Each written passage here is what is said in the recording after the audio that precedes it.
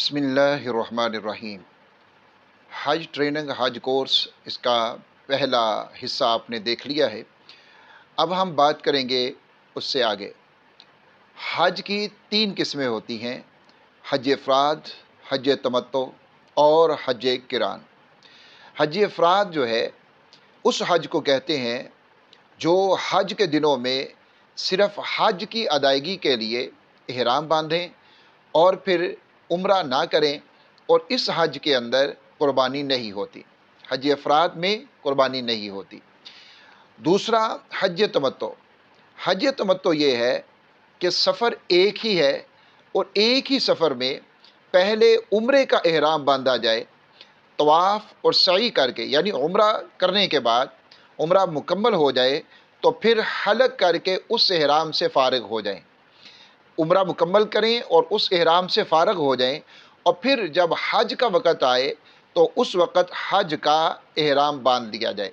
क्योंकि सफ़र एक है और एक सफ़र के अंदर दो इबादतें जमा की जाती हैं, और दो इबादतों को जमा करने का फ़ायदा इसमें उठा लिया, इसलिए इसको हज तमत्तो कहा जाता है। इसके ऊपर यानी हज तमत्तो जब किया जाता है, जो मुतमत्ते होता है यानी हज तमत्तो करने वाला जो होता है, उसके ऊपर शुक्राने की कुर्बानी जो है वो वाजिब होती है।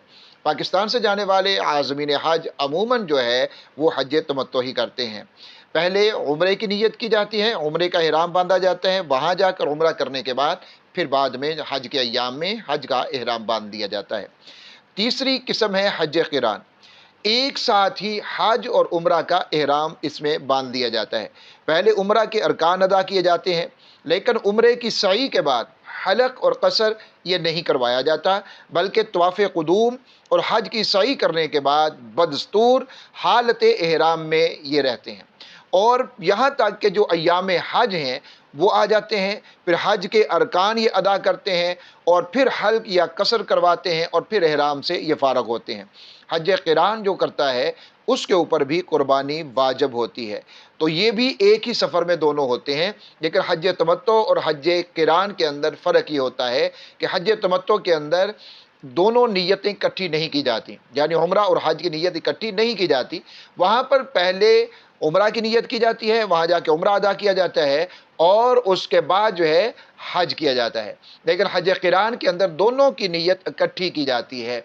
और इसमें एक छोटा सा लतीफ़ा भी है कि पिछले साल जब हज था तो उसमें हज की बात हुई तो एक मौलाना साहब कहने लगे कि जो हमारे 7 अफराद थे, मैंने उनको बताया कि आपने पहले उम्रा की नीयत करनी है, हज की नीयत नहीं करनी।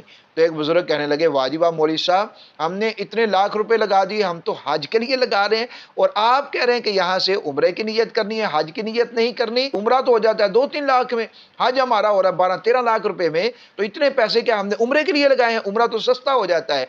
तो फिर उन्होंने उनको समझाया कि ऐसा नहीं है, पहले हम उम्रे की नीयत करेंगे, वहां पर जाकर फिर हम हज की नीयत करेंगे। तो फिर उनको बात समझ में आ गई। तो बहरहाल ये जो है हज क़िरान और हज तमत्तो, इसके अंदर कुर्बानी होती है, हज इफ़राद के अंदर कुर्बानी नहीं होती।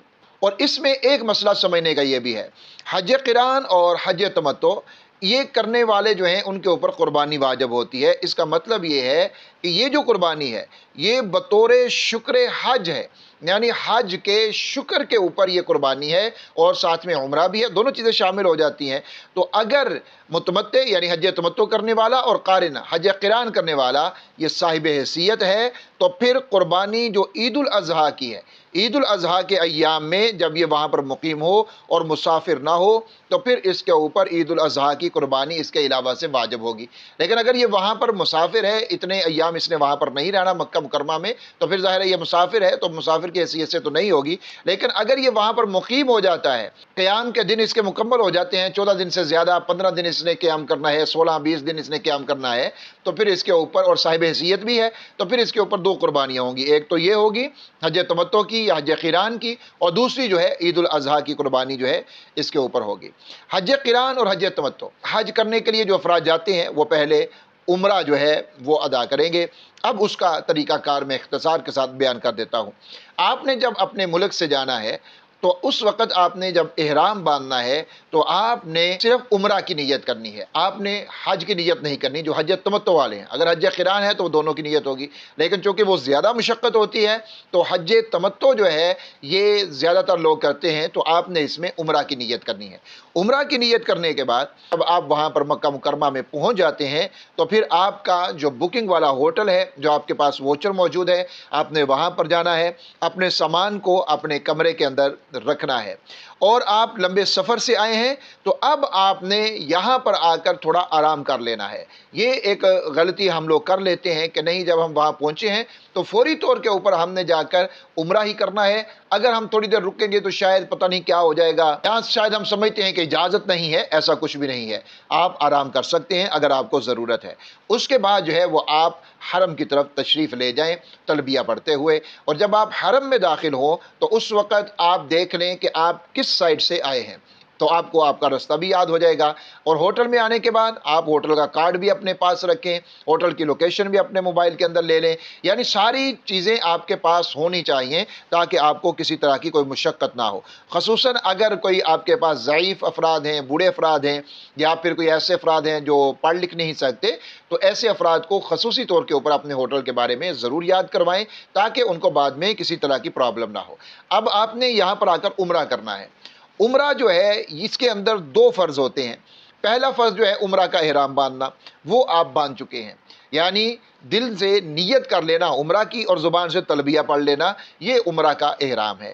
تو اب جب آپ نے عمرہ کا احرام کر لیا تو اب مردوں نے دو چادریں اپنے جسم کے اوپر باندھنی ہے، عورتوں کا جو لباس ہے وہی ان کا ہوگا اور ان کو نے کوئی تبدیلی اس کے اندر نہیں کرنی۔ پہلی چیز یہ ہے، اور دوسرا فرض جو ہے اس کے اندر ہے بیت اللہ کا طواف کرنا، بیت اللہ کا طواف کرنا۔ اور یاد رکھیے کہ ایک طواف 7 چکروں کے اوپر مشتمل ہوتا ہے۔ پہلا فرض عمرے کا کیا ہو گیا؟ احرام، یعنی نیت کرنا، عمرہ کی نیت کرنا اور تلبیہ پڑھنا۔ دوسرا فرض یہ ہو گیا کہ آپ نے بیت اللہ شریف کا طواف کرنا ہے، اور اگر ان میں سے ایک آپ چھوڑ دیں گے، دو فرضوں میں سے ایک چھوٹ گیا تو آپ کا عمرہ مکمل نہیں ہوگا۔ عمرہ کے دو واجبات ہیں، دو فرض ہیں اور دو واجبات ہیں۔ پہلا، صفا مروہ کے درمیان میں سعی کرنا، صفا سے مروہ، مروہ سے صفا، اس کے درمیان میں سعی کرنا۔ یہ مکمل طریقہ میں نے علیحدہ سے ویڈیو کے اندر بتا رکھا ہے، طواف کا بھی اور سعی کا بھی، آپ اس کو دیکھ سکتے ہیں۔ نمبر 2، مردوں کے لیے جب وہ افعال عمرہ سے، عمرہ کے تمام کاموں سے فارغ ہو جائیں تو ان کے لیے پورے سر کا منڈانا یا کم از کم چوتھائی سر کے بال جو ہیں ایک پورے کے برابر ان کا چھوٹا کروانا، یہ ان کے اوپر واجب ہوتا ہے۔ خواتین کے لیے حلق نہیں ہے، یعنی پورے سر کے بالوں کو منڈوانا نہیں ہے، بلکہ وہ اپنے کم از کم چوتھائی سر کے بالوں کو ایک انگلی کے پورے کے برابر وہ کاٹیں گے، یا پھر وہ پورے بالوں کو اکٹھا کریں گے چوٹی سے اور یہاں سے ایک پورے کے برابر جو ہے وہ ان کو کاٹ لیں گے۔ عمرہ کی سنتیں اور اس کے مستحبات، اس کو اب جان لیجئے۔ نمبر 1، احرام باندھنے سے پہلے وضو یا غسل کر لینا۔ نمبر 2، سفید رنگ کی ایک نئی چادر اور ایک لنگی پہننا، ایک نیچے باندھنا اور ایک اوپر پہننا۔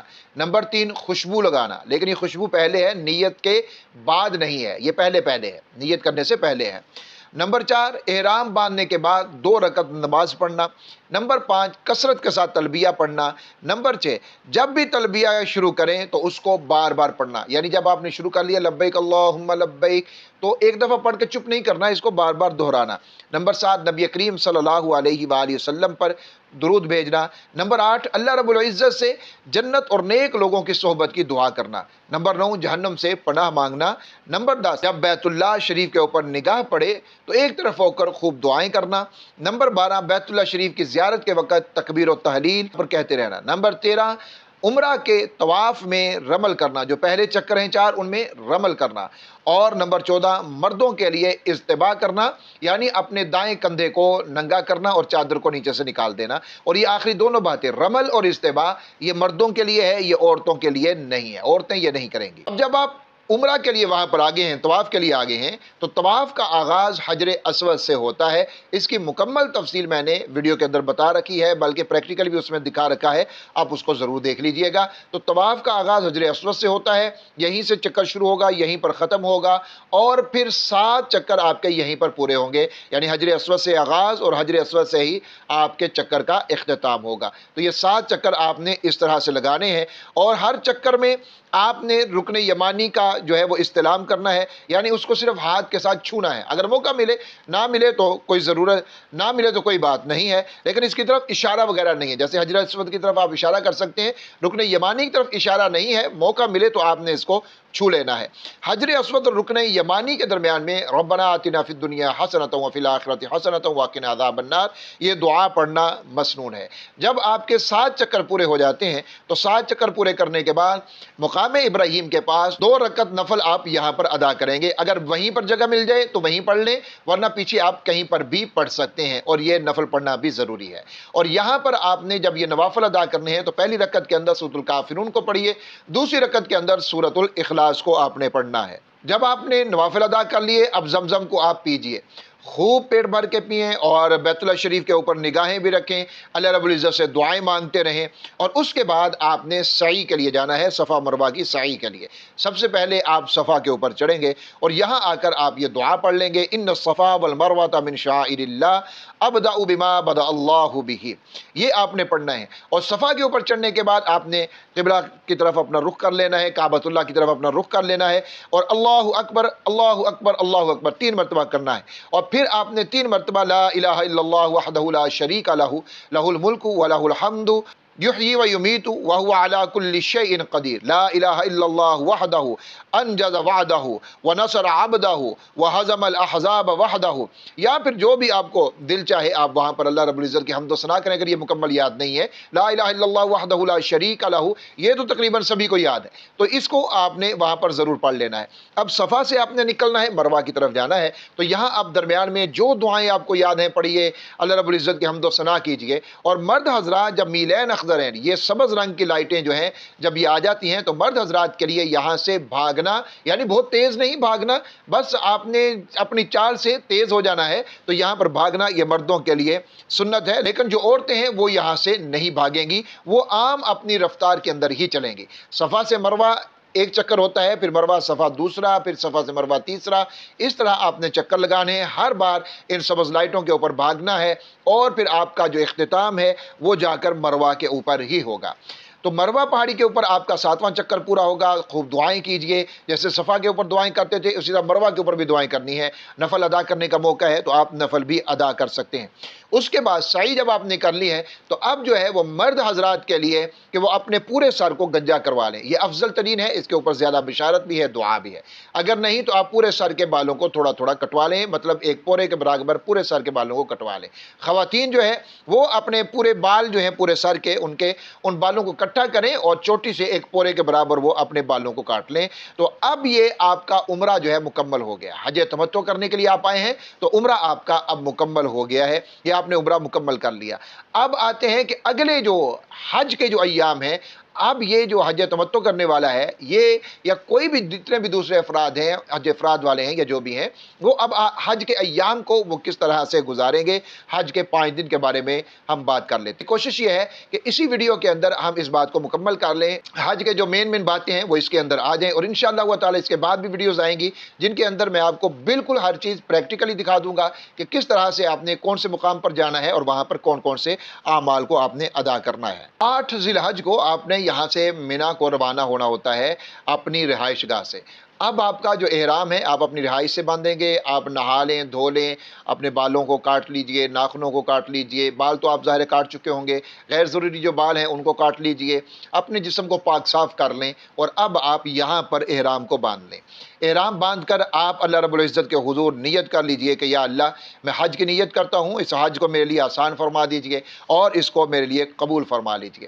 اب 8 ذی الحج کو آپ کو یہاں سے لے جایا جائے گا آپ کی رہائش گاہ سے، اور 8 تاریخ کو آپ کو ظہر سے پہلے تقریباً تمام حجاج کرام کو مینا کے اندر پہنچا دیا جاتا ہے۔ بس کے ذریعہ سے جو آپ کا معلم آپ کے ساتھ ہوگا وہ آپ کو بتا دے گا کہ آپ نے کب تیار ہونا ہے، کتنے بجے نکلنا ہے، اور اسی حساب سے آپ نے اپنی تیاری کر لینی ہے۔ اور मिना के लिए आपको सारा सामान साथ लेकर जाने की ज़रूरत नहीं होती, मखसूस सा सामान है जो आप साथ लेकर जाएंगे। मिना जाते वक्त आप कुछ पैसे भी अपने साथ रखिए, और फिर आपका खैमा किस रूट के ऊपर है, खैमे का नंबर आपने नोट कर लेना है, और उसकी तस्वीर आप अपने मोबाइल के अंदर खींच लें, और इसी तरह ज़रूरत का कोई सामान जो है वो आपने अपने साथ रख लेना है। उसमें ज़रूरी सामान के अंदर जो मिना में और इन अय्याम के अंदर 5 दिनों के अंदर आपके काम आएगा, उसमें एक एहराम आप रखिए, सफरी चटाई अपने पास रखिए, अपनी तस्बीह को रखिए, हवा वाला तकिया रखिए, पानी की बोतल जो ठंडा करने वाली होती है, जिसके अंदर पानी ठंडा रहता है, उस बोतल को अपने पास रखिए, अपनी छतरी को अपने पास रखिए, और मिसवाक, डायरी, कलम, धागा और सुई, इसी तरह साबुन जो बग़ैर खुशबू के है, कंकरी वाली थैली को अपने पास रखिए, आपकी जो ज़रूरी अद्वियात हैं उनको अपने पास, और आपके जो कागज़ात हैं उनको आपने अपने पास रखना है। इसी तरह खुश्क मेवाजात को भी आप अपने साथ रखिए, बिस्किट वगैरह अपने साथ रखिए, और खजूर है वो रख लें। जो भी आपको मुयस्सर हो कि आपने ये चीज़ें मैं लेके जा सकता हूँ, तो उनको आप अपने पास रख सकते हैं। 8 ज़िलहज को आप मिना में पहुँच चुके। अब मिना में आकर आपने कोई यहाँ पर कोई लंबी चौड़ी इबादतें नहीं करनी, कोई ख़ास यहाँ पर पढ़ना पढ़ाना नहीं है। आम तौर के ऊपर हमारे ज़हन में होता है कि शायद हज के अंदर हमने बहुत ज़्यादा कोई पढ़ाई करनी है, बहुत ज़्यादा हमें सीखना पड़ेगा। ऐसा कुछ भी नहीं है। आपने मिना में जाना है, वहाँ बस आराम करना है, ज़िक्र व अज़कार करना है, नमाज़ें पढ़नी हैं, आपने वहाँ तस्बीहात पढ़नी है, कुरान मजीद पढ़ना है। जो भी आप नेक अमाल करना चाहते हैं, कर सकते हैं, वो आपने वहाँ पर करने हैं। हाँ, वहाँ पर गप्पे नहीं मारनी, बेहुदा बातें नहीं करनी, मोबाइल के ऊपर गेम नहीं खेलनी, सियासत की बातें नहीं करनी, किसी की चुगली नहीं करनी, गीबत नहीं करनी, यानी इन चीज़ों से परहेज़ करना है। जितनी भी नेकी की बातें हैं, अच्छाई की बातें हैं, वो सारी आपने यहाँ पर आकर करनी है। जो भी ज़िक्र व अज़कार आप जिस तरह भी कर सकते हैं, वो आपने करने हैं। अब अगला दिन आता है 9 ज़िलहज का। 9 ज़िलहज यहाँ से जो है वो तकबीरात तशरीक शुरू होती हैं। तो 9 ज़िलहज का जो दिन है, यौम अरफा का जो दिन है, इस दिन को आपको फजर की नमाज मिना में अदा करने के बाद सूरज निकलने से पहले आपने अरफात की तरफ रवाना हो जाना है, वहाँ निकलना होता है आपने, और फिर आपने मैदान अरफात के अंदर पहुंचना होता है। मैदान अरफात ये मिना से 6 मील के फासले के ऊपर एक बहुत बड़ा मैदान है, तो यहाँ पर आपको लाया जाएगा। 9 ज़िलहज को ज़वाल के बाद से, यानी ज़ोहर के वक़्त से लेकर 10 ज़िलहज के सुबह सादक तक, ये जो वक़्त है, ये है अरफात के अंदर वकूफ़ का वक़्त। इसमें आप थोड़ी देर के लिए भी अगर यहाँ पर आ गए तो आपका हज जो है वो हो जाएगा। यानी अरफात के अंदर ये जो वकूफ़ है, ये हज का रुकन आज़म है। तो आप यहाँ पर थोड़ी देर के लिए भी इस वक़्त के अंदर आ गए तो इंशाअल्लाह ताला आपका हज हो जाएगा। अगर इस वक़्त में यहाँ पर ना पहुँचे तो फिर हज अदा नहीं होता। अब आपने यहाँ पर आकर अरफात के मैदान में आकर करना क्या होता है? यहाँ पर आकर आपने अल्लाह रब्बुल इज़्ज़त से दुआ मांगनी है, और खूब दुआएं मांगनी है। दुआओं की किताबें भी मिल जाती हैं, उनको आप अपने पास रख लें, या अपनी ज़ुबान के अंदर अपने दिल से जो दुआएं आती हैं अल्लाह रब्बुल इज़्ज़त से खूब किबला रुख होकर दुआएं मांगिए। रोकर गिड़गड़ा कर आजिज़ी इनकिसारी के साथ आप खूब दुआएं मांगिए। जो आप अल्लाह रब्बुल इज़्ज़त से मांगना चाहते हैं, जो मांग सकते हैं, वो आज के दिन आपने मांगना है। अपने लिए, अपने रिश्तेदारों के लिए, जिंदों के लिए, मुर्दों के लिए, सब के लिए आपने दुआ मांगनी है। खड़े होकर दुआ करें, बैठ कर करें, जिस हालत में भी आप दुआ कर सकते हैं, अच्छे तरीके से आप दुआ कर लें। अगर आपको यहाँ पर दूध मिल जाए मैदान अरफात में, वो भी पी लें, क्योंकि मैदान अरफात में दूध पीना रसूलुल्लाह सल्लल्लाहु अलैहि वसल्लम से साबित है। तो अगर मुयस्सर हो तो आप यहाँ पर दूध पी लें। मैदान अरफात के अंदर आप ज़ोहर की और असर की नमाज को अदा करेंगे। उसके बाद फिर आपने ग़ुरूब आफ्ताब तक आपने यहीं पर रहना है, और उसके बाद आप वहाँ से निकल जाएंगे। मगरिब का वक़्त शुरू हो जाएगा, लेकिन आपने मगरिब की नमाज को अदा नहीं करना, और मैदान अरफात से आपने मुज़दलिफ़ा की तरफ निकल जाना है, और यही हुक्म है। अब देखिए, ये जो अहकामात होते हैं ना, शरीयत जो होती है, ये हमारे दिल की ख्वाहिश के ऊपर नहीं चलती। शरीयत अल्लाह के हुक्म का नाम है, रसूलुल्लाह सल्लल्लाहु अलैहि वसल्लम के तरीके का नाम है। अब हुक्म क्या है कि नमाज का वक़्त हो फ़ौरन नमाज पढ़ लो, लेकिन यहाँ पर नमाज का वक़्त है और हुक्म यह है कि आपने नमाज नहीं पढ़नी। नमाज नहीं पढ़नी, वक़्त भी निकल जाएगा, नमाज नहीं पढ़नी, यहाँ तक कि आप यहाँ से मुज़दलिफ़ा में पहुँच जाएं। अब ये जो मुज़दलिफ़ा है, ये अरफात से 3 मील के फासले के ऊपर है। आपने यहाँ पर पहुँचना है, आपको पहुँचते पहुँचते यहाँ पर टाइम लग जाता है, और काफ़ी टाइम लग जाता है। तो आप यहाँ पर पहुँचेंगे मुज़दलिफ़ा में पहुँचेंगे, रास्ते में दुआएं करते रहें, तलबिया पढ़ते रहें। तो यहाँ पर आकर आप मगरिब और इशा की नमाज को इकट्ठा अदा करेंगे। इकट्ठे से मुराद ये है कि पहले मगरिब की नमाज अदा की जाएगी, और फिर जो है वो आप इशा की नमाज को अदा करेंगे। तो आपने मुज़दलिफ़ा में जाकर, वक़्त मगरिब का गुजर चुका होगा, आप आपने मुज़दलिफ़ा में जाकर नमाज मगरिब को और नमाज इशा को अदा करना है। अब ये रात आपने मुज़दलिफ़ा में गुजारनी है।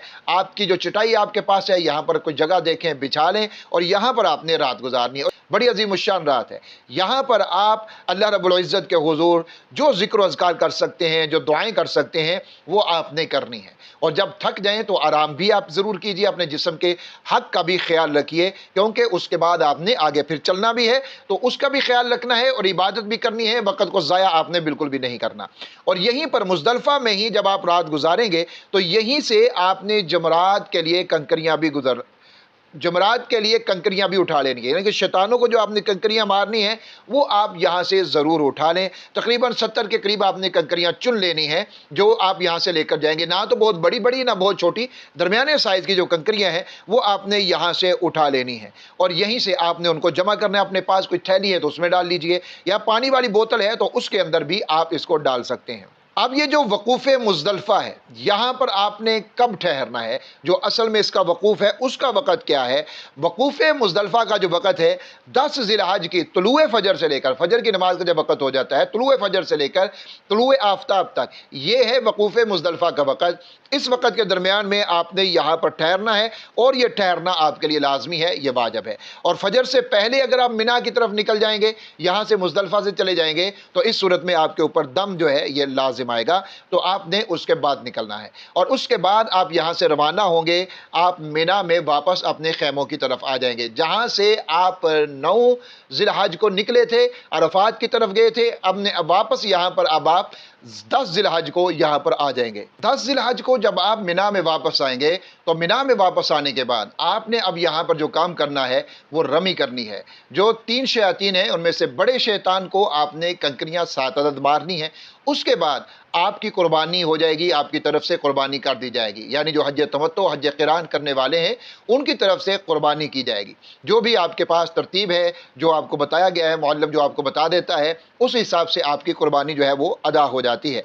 अब यहाँ पर कुर्बानी अदा करने के बाद जो आपने काम करना है तीसरा, वो काम है कि अब हल्क या कसर, और याद रखिए ये तरतीब इसके अंदर लाजिम है। पहले रमी होगी यहाँ पर, उसके बाद कुर्बानी होगी और उसके बाद जो है हल्क या कसर होगा। जब आपकी कुर्बानी हो गई उसके बाद आप हल्क या कसर करवा लेंगे, और जब आप हल्क या कसर करवा लेते हैं तो फिर अब जो है आपका एहराम जो है वो उतर जाएगा। आपकी एहराम की पाबंदियाँ सारी ख़त्म हो जाएंगी। खुशबू लगा सकते हैं, बाल काट सकते हैं, सब कुछ आप कर सकते हैं, मगर एक पाबंदी अभी आपके ऊपर बाकी है, और वो पाबंदी ये है कि आप मियाँ बीवी वाले ताल्लुकात आपस में कायम नहीं कर सकते हैं।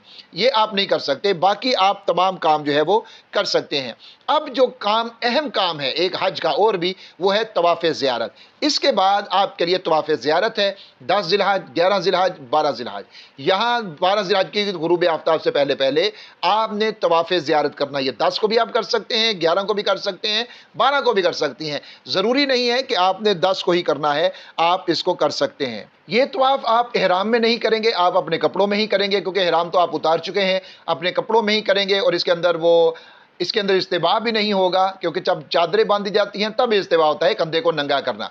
आप ये तवाफ़ करेंगे जिस तरह दूसरा तवाफ़ किया जाता है। 10 ज़िलहज का दिन आपका गुजर गया, और जब आप तवाफ़ ज़ियारत कर लेते हैं तो तवाफ़ ज़ियारत करने के बाद आप हलाल हो जाते हैं। बिल्कुल मियाँ बीवी वाले ताल्लुकात भी कायम किए जा सकते हैं। बाकी पाबंदियाँ तो पहले ख़त्म हो गई थी, तवाफ़ ज़ियारत के बाद ये पाबंदी भी ख़त्म हो जाती है।